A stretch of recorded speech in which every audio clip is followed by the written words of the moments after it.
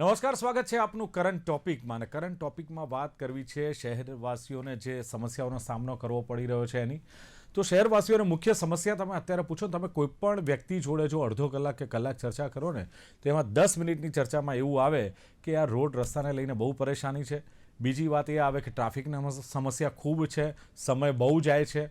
આ વાત ન આવે ને તો તમારી ડિસ્કસ અધૂરી રહેતી હોય છે. એટલે જ કરંટ ટોપિકમાં આ મુદ્દે વાત કરવી છે. અમદાવાદીઓ છે, ખાસ કરીને અમદાવાદની એટલા માટે કે એક સ્માર્ટ સિટી છે, આપણે એને કહીએ છીએ, ગ્રીન સિટી કહીએ છીએ, મેટ્રો સિટી કહીએ છીએ. છતાં પણ અમદાવાદવાસીઓ આનાથી હેરાન પરેશાન છે, કારણ કે ટ્રાફિકની સમસ્યા મેં કહ્યું એમ વકરી રહી છે. અને આ ઉપરાંત જે કોર્પોરેશન તરફથી ચારે તરફ જે આડેધડ ખોદકામ ચાલી રહ્યું છે, બ્રિજ બની રહ્યા છે, ક્યાંક બ્રિજ તૂટી રહ્યા છે, ક્યાંક બ્રિજ બંધ કરવામાં આવ્યા છે, તો અમદાવાદીઓનું થશે શું? અને જો મીડિયા અવાજ નહીં ઉઠાવે તો કોણ ઉઠાવશે? એટલે આ મુદ્દો કરંટ ટોપિકમાં લીધો છે. અને એક રસ્તે તમે ક્યાંય પણ જતા હો ને, તમે આગળ જાઓ ને એટલે તરત તમારે ડાયવર્ઝન આવશે, બીજા રસ્તે તમારે ડાયવર્ટ થવું જ પડે. અને ફ્લાયઓવરના કામ જે ચાલી રહ્યા, નો ડાઉટ વિકાસ માટે આ બધું જ જરૂરી છે, પણ જે પ્રમાણે કામગીરી ચાલી રહી છે, ધીમી ગતિએ ચાલે છે, એને લઈને લોકોને મુશ્કેલી પડી રહી છે. અને ખાસ તો ક્યાંક એવું કહેવાય છે કે ક્યાંક જે સંકલનનો અભાવ અલગ અલગ ડિપાર્ટમેન્ટમાં છે, એને લઈને જનતા પરેશાન છે. કરોડો રૂપિયાનો ટેક્સ જો આ જનતા ભરતી હોય તો પછી જનતાએ પરેશાન ન થવું જોઈએ, પણ થઈ રહી છે. ધૂળની ડમરીઓ ઉડી રહી છે. બીજી તરફ એક્યુઆઈ તમારો 200 પાર અમદાવાદ શહેરનો જઈ રહ્યો છે. આંખોની બળતરા, દમ ને શ્વાસની તકલીફોની દર્દીના સંખ્યામાં વધારો થઈ રહ્યો છે. અને જે આયોજન થઈ રહ્યું છે, ખોદકામ થઈ રહ્યું છે, વિકાસ માટે જરૂરી, પણ એનું પ્લાનિંગ છે, કંઈ સિસ્ટમથી કામ થઈ રહ્યું છે, અને વિભાગો વચ્ચે સંકલનનો અભાવ છે, કે પછી જાણી જોઈને કોન્ટ્રાક્ટરને ફાયદો કરાવવાનો કારસો? આ બધા જ સવાલોના જવાબ લેવા છે કરંટ ટોપિકમાં. મારી સાથે જોડાયા છે કોંગ્રેસના પ્રવક્તા મુકેશ વિશ્વકર્મા, મારી સાથે છે. મુકેશભાઈ, સ્વાગત છે આપનું કરંટ ટોપિકમાં. સાથે જ ભારતીય જનતા પાર્ટીના નેતા સાવન પંડ્યા છે. સાવનજી, આપનું સ્વાગત. અને સામાજિક કાર્યકર ભાવિક રાજા મારી સાથે છે, લોકોના પ્રશ્નો ઉઠાવે છે, તંત્ર સમક્ષ રજૂઆત કરે છે, એવા ભાવિકભાઈ, આપનું પણ સ્વાગત છે. સાવનભાઈ, મેં કહ્યું એમ કે સ્માર્ટ સિટીની, ગ્રીન સિટીની, મેટ્રો સિટીની વાત કરીએ છીએ, અને લગભગ 30 વર્ષના 3 દાયકા તો તમને ગુજરાતમાં થયા શાસનને, 25 વર્ષ તમારા કોર્પોરેશનમાં થયા, અને છતાં વિકાસના નામે જે શહેરની હાલત છે, ખાડા જોવા મળે છે, ટ્રાફિકની સમસ્યા જોવા મળે છે, અકસ્માતોની સંખ્યા સાહેબ વધી રહી છે. શહેરીજનોને છુટકારો નહીં મળે સાવનભાઈ? જી, સર્વપ્રથમ આપને કહીશ કે આપે જે રીતે કહ્યું ને કે જે વિકાસના કામો, એટલે જે વિકાસના કામો ચાલી રહ્યા છે, હવે સૌથી પહેલું ફોકસ જે છે એ મહત્વનું શહેરી વિકાસ જે છે, એએમસી નું જે આપણે વાત કરીએ તો સિગ્નિફિકન્ટ અર્બન ડેવલપમેન્ટ નું એક જે પ્લાનિંગ છે આખું, એ પ્લાનિંગના આધારિત આખો શહેરનો વિકાસ અત્યારે ચારે બાજુ આપણે જોઈ રહ્યા છે. તો આપણે જ વાત કરીએ કે ચારે બાજુ કંઈક ને કંઈક કામ ચાલુ છે. હા, કોઈક જગ્યાએ આપણે કહ્યું એમ કોઈ જગ્યાએ સપોઝ 2 જ રોડ હોય, બંને આસપાસ કામ ચાલુ હોય, તો ત્યાં સ્વાભાવિક રીતે ખોદકામ ચાલતું અથવા બંધ હોય રોડ, તો ત્યાં ડાયવર્ઝન પણ હોઈ શકે, અથવા તો રોડ ખોદેલો હોય તો ત્યાં જો નવો બની રહ્યો હોય તો એક વખત એનું લેવલિંગ કરવાનું કે એ હોય તો ત્યાં થોડીક સમસ્યાઓ આવી રહેતી હોય છે. પણ મહદઅંશે તમે જોતા હોય છો તો ડાયવર્ઝન હોય છે, તો યોગ્ય રોડ ત્યાં વાળી અને એ પછી આગળનું ટ્રાફિકની સમસ્યાઓનું પણ ધ્યાન આપવામાં આવતું હોય છે. જ્યારે વિકાસની આપણે વાત કરી રહ્યા છે, કે આપણે કહ્યું જ્યારે 30 વર્ષની સરકારની વાત કરીએ છીએ, તો અને ખાસ કરીને આપણે અમદાવાદની જે ચર્ચા કરી રહ્યા છે, ત્યારે અમદાવાદના વિકાસ માટે આપણે એમાં જોઈએ તો જે પ્રાથમિક સુવિધાઓ છે, કે અત્યારે જે રોડ માનો કે ચોમાસા આવતા પહેલા અને ગયા ચોમાસા બાદ જે રોડની અંદર સમારકામનું જે કાર્ય થવું જોઈએ, અત્યારે ફૂલ ફેઝમાં કામ થઈ રહ્યું છે, જેથી કરી અને જેટલું ઝડપથી બને એટલું એ રોડ ત્યાં પ્રોપરલી કાર્યરત ફરીવાર પ્રજા માટે થઈ જાય. વોટર સપ્લાય છે, ડ્રિંકિંગ વોટર છે, ડ્રેનેજના જે પ્રશ્નો હતા, ડ્રેનેજની નવી જ્યાં લાઈનો નાખવાની છે ત્યાં તાત્કાલિક ધોરણે નવી લાઈનો નખાઈ રહી છે. જે જગ્યાએ રિપેરિંગના કામ કરવાના છે, જે રિપેરિંગના કામ થઈ રહ્યા છે. એટલે જે કોઈ પણ જગ્યાએ પ્રેક્ટિકલી જો હું મારા ઘરનું પણ રિપેરિંગ કરતો હોઉં તો એ મને એક અગવડતા થવાની છે સ્વાભાવિક રીતે. પરંતુ આ અગવડતા જ્યારે અત્યારે જે વિકાસનું કામ થઈ રહ્યું છે, ત્યાં ઓછામાં ઓછી અગવડતાના આધારે જ્યારે પ્રજાનું કાર્ય થઈ રહ્યું હોય, એ પ્રકારનો એક પ્રયત્ન પણ કરવામાં આવી રહ્યો છે. બિલકુલ. પણ સાવનભાઈ, તમે જે પ્રમાણે વિકાસની વાતો કરો છો, નવા રોડ રસ્તા બની રહ્યા છે, મારે તો વાત એ કરવી છે કે રસ્તા બન્યા પછી વારંવાર સાહેબ જે ખોદકામ થાય છે, કે હવે આમાં ક્યાંક ડ્રેનેજ લાઈન બાકી રહી ગઈ, સ્ટ્રોંગ વોટર લાઈન નાખવાની બાકી રહી ગઈ, આવા અનેક કિસ્સા, ઇન્ટરનેટ માટે કેબલો નાખવાના બાકી રહી ગયા. તો આ ડિપાર્ટમેન્ટો પહેલા નથી જાગતા? રોડ બન્યા પછી જાગે છે, પછી પાછું ખોદકામ થાય છે. જનરલી એવું હોય છે કે આપે કહ્યું એ પ્રમાણે જ કાર્ય થતું હોય છે. અને તેમ છતાં ઘણી બધી જગ્યાએ એવું જોવા મળતું હોય છે કે ભાઈ કોક જગ્યાએ એવું થયું હોય છે કે કામ પ્રોપર પહેલા થયું હોય છે, પણ એ પછી એની એક સમસ્યા ત્યાં થઈ હોય છે. માનો કે 6 મહિના પહેલા કોઈ જગ્યાએ રોડ બન્યો હોય, પણ ત્યાંથી જે ડ્રેનેજ લાઈન નીકળતી હોય, એ ડ્રેનેજ લાઈનમાં 6 મહિના કે 12 મહિના પછી કોઈ ટેકનિકલ ખામી સર્જાતી હોય, તો એ વખતે ત્યાં રિપેરિંગ કામ પાછું થતું હોય છે. પરંતુ એનું પણ હવે અત્યારે ધ્યાન આપવામાં આવી રહ્યું છે કે હવે જે માનો કે નવા રોડ રસ્તા જ્યાં બની રહ્યા છે, કે જે રીસર્ફેસિંગ કરી તોડીને ત્યાં બનાવવાના છે, એ બધી જ જગ્યાએ જે ડ્રેનેજની કે જે લાઈનો છે એને સાઈડની તરફ, એટલે કે ફૂટપાથનો જે ભાગ છે, વાત કરું છું સાહેબ, આરસીસી રોડ તમે તોડેલા છે કોર્પોરેશને. આરસીસી નો રોડ બની ગયો, કે આમાં અહીંયા ગટર લાઈન નું તો બાકી રહી ગયું છે. આરસીસી રોડ તોડ્યા હોય ને એવા કિસ્સા પણ છે. અને હું ગુરુકુલ નામ સાથે, એરિયાના નામ સાથે કહી શકું છું તમને, ગુરુકુલ રોડ પર આરસીસી રોડ બન્યા પછી એને ખોદવો પડ્યો હતો. હું ચોક્કસ કહું છું કે કોક જગ્યાએ મેં કહ્યું એમ જ્યારે બની ગયું ત્યારે એ પ્રકારનું કોઈ સમસ્યા હતી નહીં, પણ પાછળથી એક અલગ પ્રકારની કોઈ સમસ્યા ત્યાં ઉપસ્થિત થઈ હોય અને જેનું નિરાકરણ કરવા માટે એ જગ્યાએ કોઈ બીજો વિકલ્પ જો ના બનતો હોય, ત્યારે જ આવું કોઈ પગલું લેવામાં આવતું હોય છે. અન્યથા આ બધું ધ્યાન પ્રોપરલી રાખવામાં આવતું હોય છે. અને હવે નવા સ્ટ્રક્ચરિંગની આપણે વાત કરીએ તો એ જગ્યાએ પણ આપણે હવે આગળથી જે ફૂટપાથ કે સાઈડનો જે ભાગ હોય છે, એ જગ્યાએથી ત્યાંથી મહત્તમ એનો ઉપયોગ થાય કે જેથી નીચેથી ઇલેક્ટ્રિસિટીની લાઈન જતી હોય કે વોટર ચોક્કસ. પણ રોડ ખોદ્યા પછી રિપેર કરવા માટે સાહેબ એની કોઈ ડેડલાઈન નહીં, બસ ધૂળની ડમરીઓ પડી રહે, ખાડા રહે, બેરિકેડ મૂકો ના મૂકો, આનું કોઈ પ્લાનિંગ નથી હોતું, આનું કોઈ સમય મર્યાદા જ નહીં. ફાવે એમ ખોદકામ થાય ને ફાવે એમ એનું પુરાણ થાય, શહેરીજનો જાય ખાડામાં, એવી નીતિ અખત્યાર થઈ રહી છે. એવું ક્યારેય નથી હોતું કે કોઈ ખાડામાં જાય. તમે રોડ પર નીકળ્યા, એનો મતલબ એ થયો તમે રોડ પર નથી નીકળ્યા, તમે તમારા ઘર કે ઓફિસ પૂરતા જ મર્યાદિત છો. દરેક વ્યક્તિ, દરેક નાગરિક બધા રોડ ઉપર નીકળતા હોય છે. જે સમસ્યા હોય છે એ સમસ્યા દરેકની સમસ્યા હોય છે, એ સમસ્યા દરેક અમારી પણ સમસ્યા હોય છે.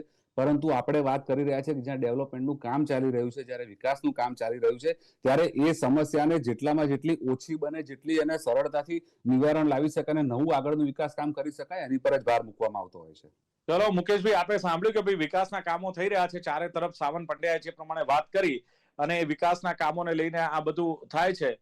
વિપક્ષ તરીકે એક અપેક્ષા સાહેબ શહેરીજનોને હોય કે વિપક્ષ આ સમસ્યાઓ ઉઠાવે અને આમાંથી છુટકારો મળે. કઈ અપેક્ષા વિપક્ષ પાસે આ શહેરીજનો રાખે? અમે હેરાન પરેશાન તો થઈ રહ્યા છે. મેં સાવનભાઈને ઘણા બધા સવાલો કર્યા. આપનું શું કેવું છે મુકેશભાઈ? આજથી 25 વર્ષ પહેલા છે ને દિલીપભાઈ, મીડિયાની ચેનલો આટલી બધી નહોતી, પણ તમારું ગુજરાત ન્યૂઝ છે ને, પેલા ભાઈ બારોટ છે ને, એ લઈને આવતા પેલો તમારો બૂમ અને ઇન્ટરવ્યુ લેતા. એ મને યાદ છે. અને એ વખતે થલતેજ બોડકદેવ છે ને, એ બધું 2010માં કોર્પોરેશનમાં ચૂંટણી થઈ. એ પેલા પંચાયત હતી, ત્યારે પંચાયત મેમ્બર હતો હું 10 વર્ષ, બરાબર. ત્યારની હું વાત કરું છું. એ પછી જે થલતેજનું ડેવલપમેન્ટ ચાલુ થયું આખા પશ્ચિમ વિસ્તારનું, એમાં મોટા ભાગના રોડમાં રોડ થયા પછી તોડવાયા છે. મેં એને પકડ્યા છે. મેં કે શેના માટે તોડે છે? કે પાઇપલાઇન રહી ગઈ છે કે. અને મેં કેટલી બબાલ કરી છે, તમારે ત્યાંથી જ બોલાયા કે તમે અહીં આવો એટલે ખબર પડે તમને. પણ આમાં એક વસ્તુ તમને કીધું, આમાં સાવનભાઈને તો આપણે એ પાર્ટીના આગેવાન એમની વાત કરે, સૌથી મોટા જો કોઈ રૂપિયા મળતા હોય ને તો આ રોડમાંથી મળે છે. આ બહુ સનાતન સત્ય છે, કોઈ સ્વીકારે કે ના સ્વીકારે. હવે તમે એમને એમ કહો, તમે બહાર નીકળતા નથી લાગતા.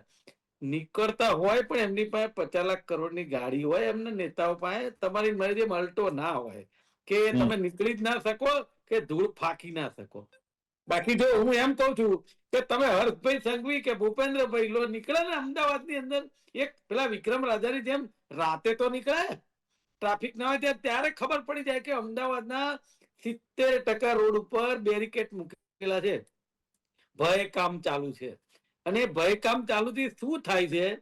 જો એક બાજુ પેટ્રોલ ડીઝલ હવે ખતમ થવા આવ્યું છે. મેં મારા છોકરાને તો કહી દીધું છે પેટ્રોલ ડીઝલ હવે તને મળશે નહીં ભવિષ્યમાં. એ પેટ્રોલ ડીઝલ નો ધુવાડો થઈ રહ્યો સાહેબ. 1-1 કિલોમીટર ટ્રાફિક જામ હોય અમદાવાદની અંદર. તો શું સત્તાધીશોને ખબર ના હોય? પોલીસને ખબર ના હોય? ગૃહમંત્રીને ખબર ના હોય? એવું કઈ આપણે માની શકીએ નહીં.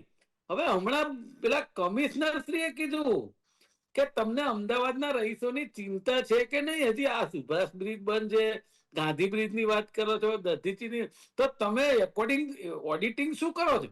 જો કમિશનર આવી વાત કરતા હોય તો હું માનું છું સરકારની અંદર છે ને બધાની મિલી ભગત છે. આ કમિશનરે આવી ગયા. આ તમને કહી દઉં કઈ રીતે સમજાવું. સમયાંતરે ભાજપના સાંસદ એમ કે સચિવાલયમાં રૂપિયા પહોંચે છે ને અહીંયા રોડ નથી થતા, બરાબર. હવે આ કમિશનર કેવા મળે તમે ધ્યાન નથી રાખતા ને શું કરો, તો કમિશનર તો જવાબદેહી છે.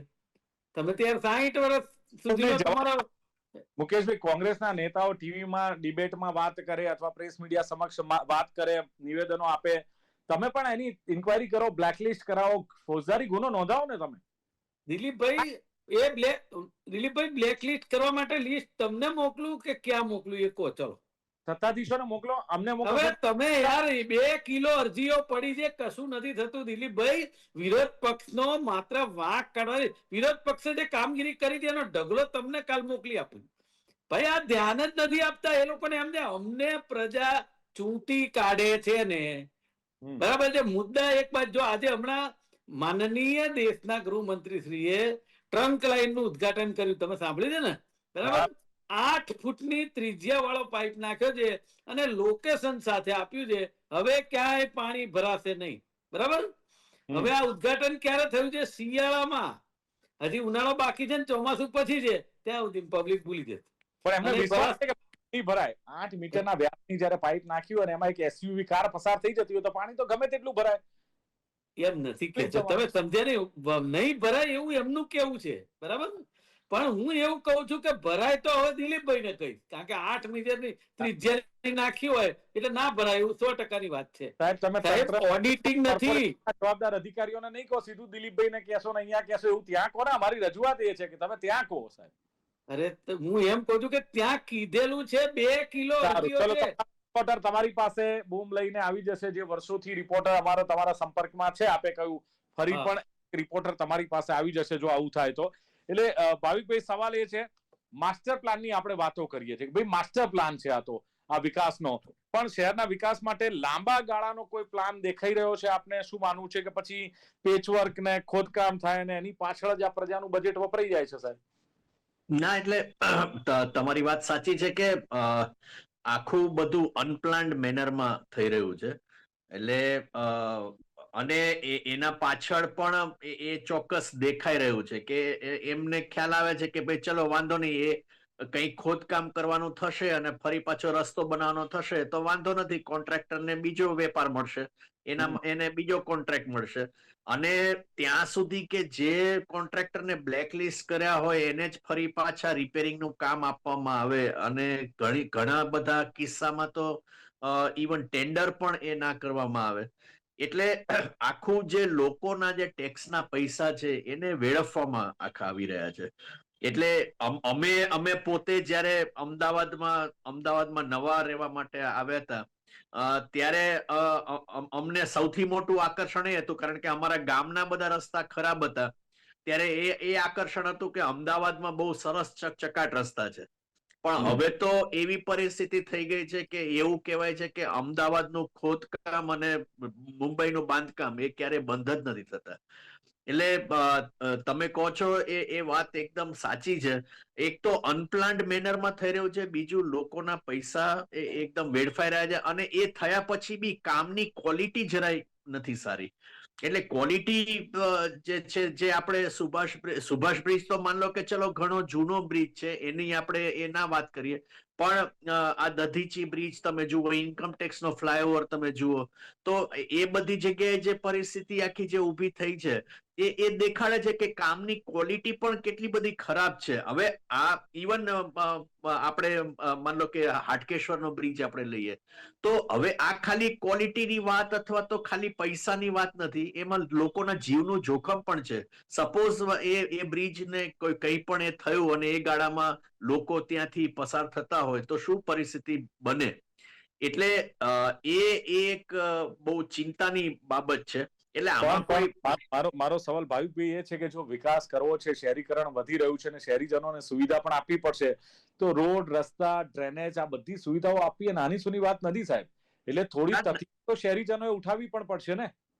ના, એ ઉઠાવવી પડશે, પણ દિલીપભાઈ મારું કેવું એ છે કે જેમના માટે તમે ડેવલપમેન્ટ કરો છો એને પૂછો તો ખરા કે અમે આટલું ડેવલપમેન્ટ કરીએ છીએ બરાબર છે કે નહીં, તમારું શું મંતવ્ય છે, તમારા શું સૂચનો છે. હું એમ કહું છું કે જ્યાં જ્યાં પણ માન લો કે આવા કામ કરવાના હોય ત્યાંની સ્થાનિક નાગરિકોની કમિટી બનાવવામાં આવે અને એ લોકો દેખરેખ રાખે એ કામને એ બધાને.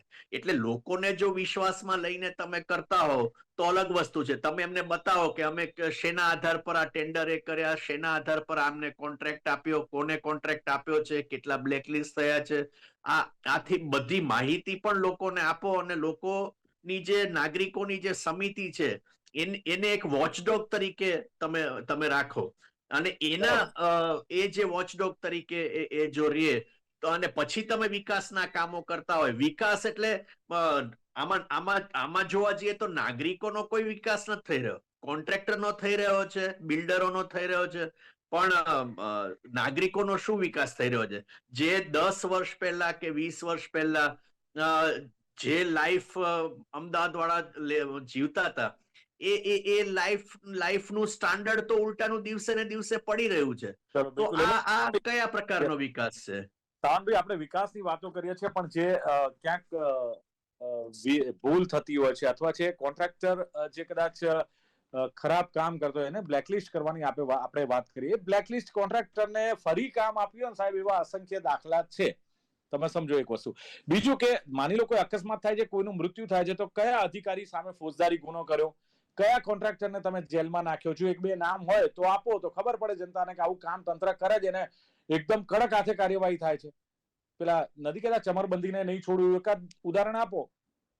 જો કાયદો છે ને હંમેશા કાયદાનું કામ કરતો જ હોય છે. બીજી વસ્તુ કે જ્યારે કોર્પોરેશન હોય કે સરકાર હોય, આપણી ગુજરાતની સરકાર હોય કે અન્ય કોઈ પણ સ્ટેટની સરકાર હોય, જ્યારે કોઈ પણ પ્રકારના કાર્ય થતા હોય છે ત્યારે એની એક અકાઉન્ટેબિલિટી ફિક્સ જ હોય છે.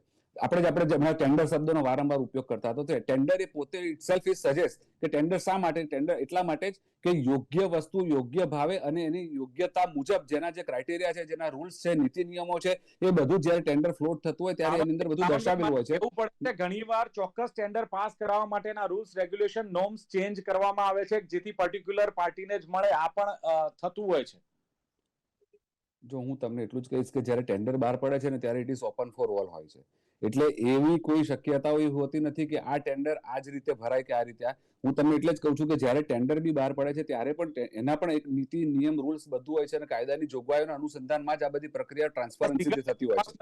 એટલે જ્યારે આ બધી પ્રક્રિયાઓ થતી હોય છે ત્યારે એના ભાગરૂપે જ એનું આગળનું જે અલોટમેન્ટ હોય છે એ પણ એ જ રીતે થાય છે અને પછીના જે કાર્યો છે એનું પણ એક અકાઉન્ટેબિલિટી હોય છે. પછીના કાર્યો પણ એ બધી જ એની પેરામીટર્સ નક્કી કરેલા હોય છે. અને કયા અધિકારીઓ સામે ફોજદારી ગુનો થયો, કયા કોન્ટ્રાક્ટરને બ્લેકલિસ્ટ કરીને જેલમાં નાખી દીધો, એવું તો કિસ્સા હશે ને આટલા સમયમાં? એવું તો બન્યું છે ને? જો જેલમાં નાખવાની વાત એમાં એવું છે કે જ્યારે જો કોઈ પણ પ્રકાર હોય ને ત્યારે બ્રીચ એટલે એક એવી રીતે એક ક્રિમિનલ લાયબિલિટી ને એક સિવિલ લાયબિલિટી, એટલે એ બંને વસ્તુ અલગ છે. એટલે જ્યારે સિવિલ લાયબિલિટી અરાઇઝ થતી હોય ત્યારે બ્લેક લિસ્ટિંગની એ જે બધી પ્રક્રિયા છે એના ભાગરૂપે, જ્યારે ક્રિમિનલ લાયબિલિટી અરાઇઝ થતી હોય ત્યારે એ કાયદાની કોર્ટ પ્રમાણે એક આખીની પ્રક્રિયા અલગ છે. એટલે કોઈક જગ્યાએ કોઈ સિવિલ લાયબિલિટી અરાઇઝ થાય તો એને જેલમાં નાખવાનો એ આખો વિષય અલગ આવે છે અને આખી કાયદાની અને કોર્ટની પ્રક્રિયાના આધારે આ બધું થતું હોય છે. એટલે એવું ક્યાંય નથી કે કોઈ જગ્યાએ ફરિયાદ થઈને એને પછી એમાં કોઈ આગળ ના થયું હોય. જ્યારે પણ કોઈ જગ્યાએ ક્યાંય ફોજદારી ફરિયાદ થતી હોય તો એ પ્રમાણે જ એનું કાયદાકીય કામકાજ થતું હોય છે. ઓકે, મુકેશભાઈ, સાંભળી લીધું આપે કે બ્લેકલિસ્ટ કરવાની વાત હોય કે પછી કોઈ ગુનો નોંધવાની વાત હોય, એ પ્રમાણે કાર્ય થઈ જ રહ્યું છે એમનું કહેવું છે. પણ જે તે કોન્ટ્રાક્ટર કે અધિકારી હોય, મુકેશભાઈ, એને ખુલ્લા પાડવા જોઈએ. એને ઘેરવાનું કામ વિપક્ષનું છે માની લો, અથવા તો વિજિલન્સ ઇન્ક્વાયરીની તમે માંગ કરો અને આ કૌભાંડ બહાર પાડો. અત્યારે જે સાવનભાઈ કહી રહ્યા છે એ પરથી તો પ્રજાને એમ લાગે કે બધું જ સમૂહ સૂત્રું બહાર પડી રહ્યું છે. જો દિલીપભાઈ એક વાત કહું કે જ્યારે ઘરનો મોભી છે ને એ જેમ કે બધું સારું ચાલે છે, સરકાર એટલે મોભી, તો પછી બીજા વિરોધ પક્ષ કે તો જ ખબર પડે. આ તમે ચલો સીધો દાખલો લઈ લો, હાટકેશ્વર બ્રિજ જેને બનાવ્યો એને જેલમાં નાખ્યો, એ તો સીધું દેખાય છે કે બનાવ્યો અને ઉતારી લેવાનો, તો એ માણસને ક્યાં જેલમાં નાખ્યો છે? એટલે એનો મતલબ એવો કે પ્રજાના ટેક્સના પૈસા તમે ગમે તેટલા બગાડે તો કાયદાની જોગવાઈ એવી છે કે તમે એને કશું કરી ના શકો. સિવિલ અને ક્રિમિનલ અલગ છે.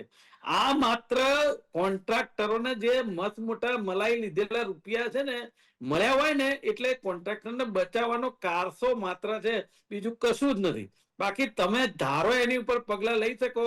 અને દિલીપભાઈ તમારી વાત 100% સાચી છે કે ટેન્ડરની અંદર આખી રિંગમાં એવું વાતાવરણ ઊભું કરાય કે આ માણસને ટેન્ડર મળે, બીજો ટેન્ડર ભરી પણ ના શકે. મેં જીએમડીસી ની અંદર આરટીઆઈ પણ કરી છે, આવું કરેલું છે. એટલે કોર્પોરેશન તો બહુ નાની વસ્તુ છે, પણ જીએમડીસી માં આવું થયેલું છે.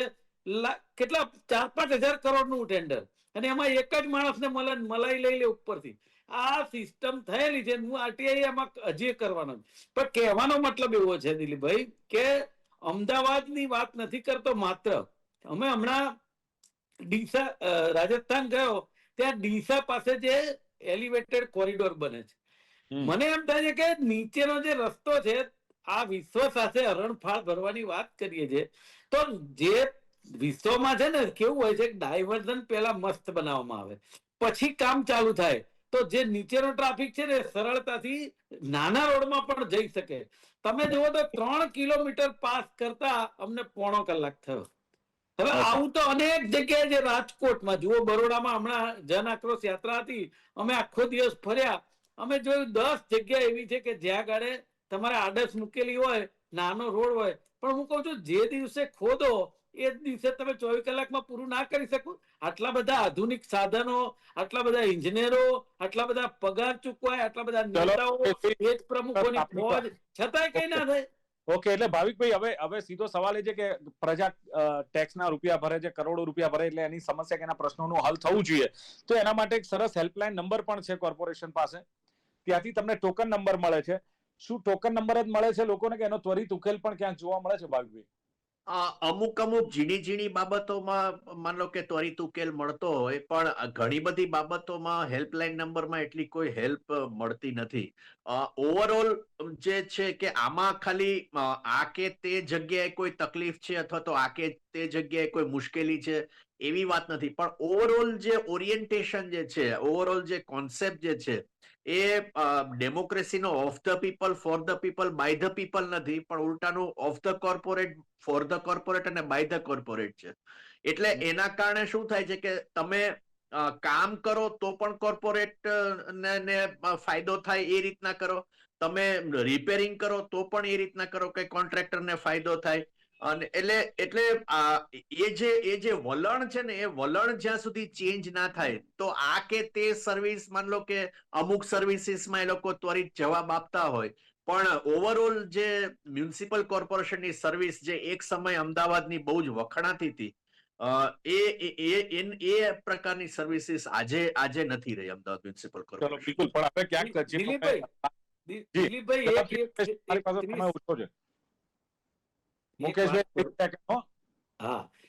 તમે જે હેલ્પલાઇન ની વાત કરી ને, એ હેલ્પલાઇનમાં દિલીપભાઈ તમે એક ફોન કરો, એક ફરિયાદ નોંધાવો, પછી 24 કલાક પછી બીજી વાર ફરિયાદ નોંધાવજો અને કહેજો કે આ નથી થયું. તેમનો જવાબ શું છે ખબર? અમારું કામ ફોરવર્ડ કરવાનું છે, બાકી એ જે વિભાગમાં જઈને સંપર્ક કરો તમે. આ જવાબ તમને મળે. સાવનભાઈ, ક્લેરિફિકેશન. મારું એવું કેવું છે કે અમારા કોંગ્રેસના અમારા જે મિત્ર છે, મિત્ર એ વાત કરે છે કે આમ છે તેમ છે આના ફાયદા માટે. સાહેબ એમને પૂછો કે એક વખતનું એક સ્ટેટમેન્ટ હતું કે દેશમાં જયારે 1 રૂપિયો દિલ્હીથી નીકળતો હતો 10 પૈસા પ્રજા સુધી. અહીંયા તો દરેકે દરેક ટ્રાન્સપરન્સીથી કામ થાય છે. આ સ્ટેટમેન્ટ અમારું નથી, એમને પૂછો છો. હવે બરાબર છે. અને તમે વિકાસના જે કાર્ય જે થઈ રહ્યા છે ને, ખાલી એનું લિસ્ટ લઈને બેસો સાહેબ, દરેક જે કામ હોય છે ને પ્રજા માટે, દરેક કાર્ય પ્રજા માટે થતું હોય છે. રોડ બને છે તો રોડની ઉપર સામાન્ય જનતા પસાર થવાની હોય છે કે મારા કે બિલ્ડર માટે ત્યાંથી પસાર થવા માટે રોડ બનતા નથી. એટલે એને એક ઓપન એંગલ થી જોવું જોઈએ. ચારે બાજુ આપણે જોઈએ તો અત્યારે એટલે દરેક જગ્યાએ વિકાસના કામ થઈ રહ્યા છે. જે વોટર ડ્રેનેજના કામ હોય, વોટર લાઇનિંગ ના હોય, દરેક જગ્યાએ સરસ કામ થઈ રહ્યું છે. આપ બંને આપનો પક્ષ મૂક્યો ને સાવનભાઈએ કહ્યું તે પ્રમાણે કે અર્બન ડેવલપમેન્ટનું એક પ્લાનિંગ છે ને પ્લાનિંગ પ્રમાણે તંત્ર, કોર્પોરેશન આગળ વધી રહ્યું છે, એટલે વિકામો થઈ રહ્યા છે. એમણે સ્વીકાર્યું છે કે ચારે બાજુ કામ ચાલે છે વિકાસના, અને રોડ રસ્તાનું સમારકામ પણ જે કરવાનું એ ઝડપથી આ કોર્પોરેશન કરી રહ્યું છે એવું નથી, અને સમસ્યા પ્રજાજનોને ઓછી થાય, એમને અડચણરૂપ ઓછું થાય એવા પ્રયાસો તંત્રના છે, અને જવાબદારી છે સાવનભાઈએ કહ્યું તે પ્રમાણે કે સ્વીકારે છે કે અમારી જવાબદારી છે અને અમે એ પ્રમાણે કરીએ છીએ, કાર્યવાહી થાય છે, પણ પ્રજા માટે આ બધું જ છે, કોઈ નેતાઓ માટે કે કોઈ ત્રીજા માટે નથી. એટલે એમનું કહેવું છે કે અમે બહુ જ સહકારથી કામ કરી રહ્યા છીએ, પ્રજાને ઓછી મુશ્કેલી પડે એ પ્રમાણે કામ કરી રહ્યા છે. ટ્રાન્સપરન્સી, એમણે કહ્યું કે અમારા કામમાં ટ્રાન્સપરન્સી જોવા મળે છે, જે કોંગ્રેસના સમયમાં નથી. જ્યારે મુકેશભાઈએ કહ્યું એમ કે કમિશનર જ્યારે એમ કહે કે તમને ચિંતા છે કે નહીં, ત્યારે વિચાર કરવો જોઈએ કે કમિશનરે આ સવાલ કરવો પડે છે. એમણે સુભાષ બ્રિજ, ગાંધી બ્રિજ, દધીચી બ્રિજની વાત કરી. હાઈકોર્ટ વારંવાર ટકોર કરે કોર્પોરેશનને. ભાઈ શા માટે કોર્પોરેશનના અધિકારીઓને, સત્તાધીશોને ખબર નથી પડતી શું કરવાનું છે? અને મોટા ભાગના રોડ બન્યા પછી મુકેશ વિશ્વકર્માએ કહ્યું કે તૂટે છે, કારણ કે રોડને રસ્તામાંથી જ મેક્સિમમ રૂપિયા સત્તાધીશોને અને અધિકારીઓને મળે છે. આ વાત એમનું કહેવું છે. અને ભારતીય જનતા પાર્ટીના નેતાઓ છે, એમણે કહ્યું કે સીએમ કે ડેપ્યુટી સીએમ દિવસે નહીં તો રાત્રે તો નીકળે તો ખબર પડે કે શું પરિસ્થિતિ રોડની છે, અને પેટ્રોલ ડીઝલનો ધુમાડો થાય છે. ધ્યાન નથી અપાતું, કોન્ટ્રાક્ટરોને બચાવવાનો કારસો છે. જ્યારે ભાવિક રાજાએ કહ્યું એમ અનપ્લાન્ડ બધું થઈ રહ્યું છે, અને જો ફરી થાય કોઈ પણ કામ તો બીજો વેપાર મળતો હોય છે કોન્ટ્રાક્ટરોને. એક આક્ષેપ એમણે એ પણ કર્યો છે. અને બ્લેક લિસ્ટવાળાને જ રિપેરિંગનું કામ આપવામાં આવે, આવું તે કેવું? આ સવાલો ઉઠ્યા છે. પણ એમને કહેવું છે કે જ્યારે વિકાસ કરો ને ત્યાં પ્રજાને પૂછો તમે. બીજું એમણે કહ્યું કે એક ડેવલપમેન્ટ કમિટી તમે બનાવો, અને તમે જે સ્થાનિક નાગરિકોની કમિટી બનાવો એમાં તમે પૂછો, માત્ર કોન્ટ્રાક્ટરનો ફાયદો ન જુઓ. ઓવરઓલ મારું એટલું માનવું છે કે જો કદાચ વિકાસના કામો થઈ રહ્યા છે તો એ પ્રજા માટે થઈ રહ્યા, થોડી અડચણ પડતી હોય તો પ્રજાએ પણ ચલાવવું જોઈએ, પણ ભ્રષ્ટાચાર ચાલતો હોય ને તમારા કામ ન થતા હોય તો ચોક્કસ અવાજ ઉઠાવવો જોઈએ. ચર્ચાનું સમાપન કરીએ છીએ. ચર્ચામાં ભાગ લેવા બદલ મુકેશ વિશ્વકર્મા, સાવન પંડ્યા, ભાવિક રાજા ત્રણે જોડે ખૂબ ખૂબ આભાર. Thank you very much. દર્શક મિત્રો, કરંટ ટોપિકમાં હતી આજની ચર્ચા જનતાની વેદના, ધૂળ, ટ્રાફિક અને તંત્રની ઉદાસીનતા વિશે. ફરી મળીશું. જોતા રહો ગુજરાત ન્યૂઝ. નમસ્કાર.